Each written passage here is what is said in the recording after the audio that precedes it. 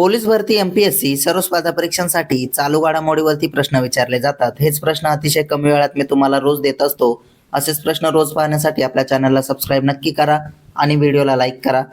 तर चला वेळ न घालवता आजचा पहिला प्रश्न पाहूया. केंद्रीय गृहमंत्री कार्यक्षमता पदक कोणाला दिले? तर त्याचं उत्तर आहे दिनेश खटक यांना. प्रश्न 2, भारतीय भाषा उत्सव 2025 कोणत्या थीमवर साजरा केला? तर त्याचं उत्तर आहे अनेक भाषा एक भावना या थीमवर.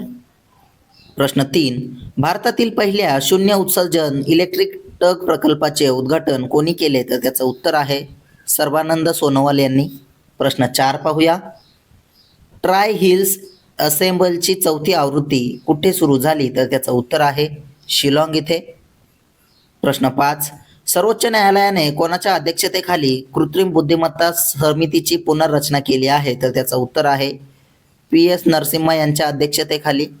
प्रश्न 6, 2025 फ्रीस्टाईल बुद्धिबळ ग्रँड स्लॅम फायनलचे विजेतेपद कोणी जिंकले? तर त्याचं उत्तर आहे लेवोन एरोनियन यांनी. प्रश्न 7 पाहूया. कोणत्या देशाने 14 वर्षाखालील मुलींसाठी शाळांमध्ये स्कार्फ घालण्यावर बंदी घातली? तर त्याचं उत्तर आहे ऑस्ट्रिया देशाने.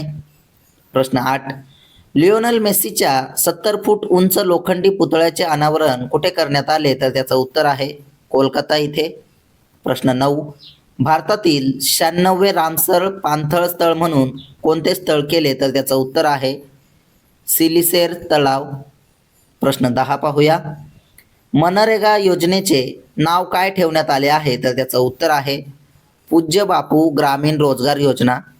प्रश्न 11, युनिसेफचा स्थापना दिन 2025 कधी साजरा करण्यात आला? तर त्याचं उत्तर आहे 11 डिसेंबरला.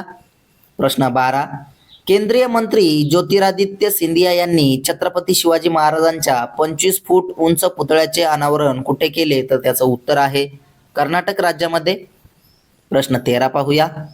2001च्या संसद हल्ल्याचा 24वा वर्धापन दिन कधी साजरा करण्यात आला? तर त्याचं उत्तर आहे 13 डिसेंबरला.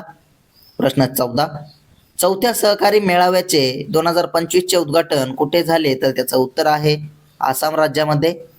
प्रश्न 15, आंतरराष्ट्रीय पर्वत दिन 2025 कधी साजरा करण्यात आला? तर त्याचं उत्तर आहे 11 डिसेंबरला. प्रश्न 16 पाहूया. केंद्रीय मंत्रिमंडळाने 2027च्या जनगणनेसाठी किती खर्च मंजूर केला आहे? तर त्याचं उत्तर आहे 11,718 कोटी रुपये. प्रश्न 17 अतिशय महत्त्वाचा प्रश्न आहे. टाइम मासिकाने 2025 साठी पर्सन ऑफ द इयर म्हणून कोणाची निवड केली? तर त्याचं उत्तर आहे AI आर्किटेक्ट यांची. प्रश्न 18, युनेस्कोच्या ग्लोबल नेटवर्क ऑफ लर्निंग सिटीजमध्ये किती शहरांचा समावेश करण्यात आला? तर त्याचं उत्तर आहे 72 शहरांचा. प्रश्न 19 पाहूया. 2025च्या FIH हॉकी ज्युनियर महिला विश्वचषक स्पर्धेत भारत कोणत्या देशाविरुद्ध पराभूत झाला आणि 10वे स्थान मिळवले? तर त्याचं उत्तर आहे स्पेन देशासोबत. प्रश्न 20, पंतप्रधान नरेंद्र मोदी कोणत्या देशाच्या अधिकृत दौऱ्यावर जाणार आहेत? तर त्याचं उत्तर आहे इथिओपिया, जॉर्डन, ओमान या 3 देशाच्या दौऱ्यावर.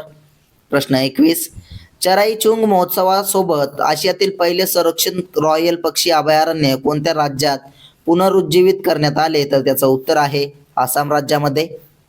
असेच रोजचे चालू घडामोडीवरील प्रश्न अतिशय कमी वेळेत पाहायचे असतील तर आपल्या चॅनलला सबस्क्राईब नक्की करा आणि व्हिडिओला लाईक करा. तुम्हाला जर या व्हिडिओची PDF हवी असेल तर आपल्या टेलिग्राम चॅनलला जॉईन करा. धन्यवाद.